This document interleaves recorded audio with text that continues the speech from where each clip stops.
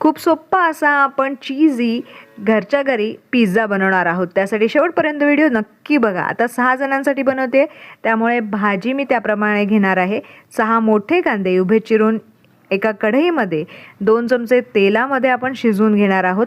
त्याच्यानंतर कांदे शिजल्यानंतर त्यामध्ये शिमला मिरची सुद्धा आपल्याला घालून घ्यायची। आता पिझ्झा करताना वेगवेगळ्या भाज्यांचा वापर होतोच, अगदी घरात उपलब्ध असलेल्या भाज्यांपासून आपण हा पिझ्झा बघतोय, त्याच्यामुळे इथे मी फक्त कांदा, टोमॅटो आणि शिमला मिरचीचा वापर केलेला आहे। टोमॅटो सुद्धा मी इथे 4 घेतलेले आहेत। त्याच्यानंतर 1.5 चमचा आपण लाल तिखट यामध्ये घालून घ्यायचं आहे। चवीनुसार मीठ घालून घ्यायचं आहे। एकदा छान हलवून घेऊयात आणि वाफ आणण्यासाठी आपल्याला 3 मिनिटं ते 4 मिनिटं झाकण घालून ठेवायचं आहे।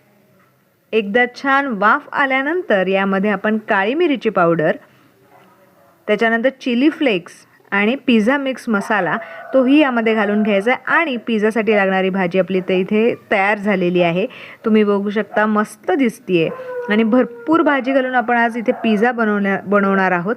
इथे एका चपातीचा उंडा घेऊन मी अशा पद्धतीने लाटून त्याच्यामध्ये चीज स्लाइस घातलेली आहे। फोल्ड करून घेऊयात आणि छान लाटून घेऊयात। आज बेससुद्धा आपण अगदी बेसिक साहित्यापासून बनवणार आहोत, त्यामुळे हेल्दीसुद्धा आहे। आणि अशा पद्धतीने जाडसर आपण लाटून घेतल्यानंतर तव्यावरती दोन्हीही बाजूनी आपल्याला छान भाजून घ्यायचं आहे। तुम्ही माझ्या चॅनलवरती नवीन असाल, जर तुम्हाला व्हिडिओ आवडत असेल तर जरूर आस्वाद रेसिपी चॅनलला सबस्क्राईब करा। दोन्ही बाजूनी भाजून झाल्यानंतर आपल्याला पहिल्यांदा बटर लावून घ्यायचं आहे।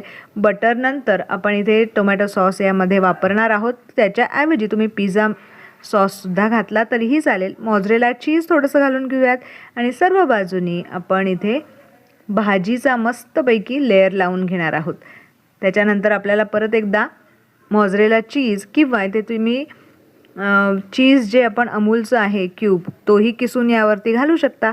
थोडंसं आपण पिझ्झा मिक्स मसाला तो यावरती घालून घेणार आहोत आणि तव्यावरती साधारण 4 ते 5 मिनिटं लो फ्लेमवरती आपण हा पिझ्झा तयार करायला ठेवणार आहोत, म्हणजे खालून एकदम मस्त क्रिस्पी होतो।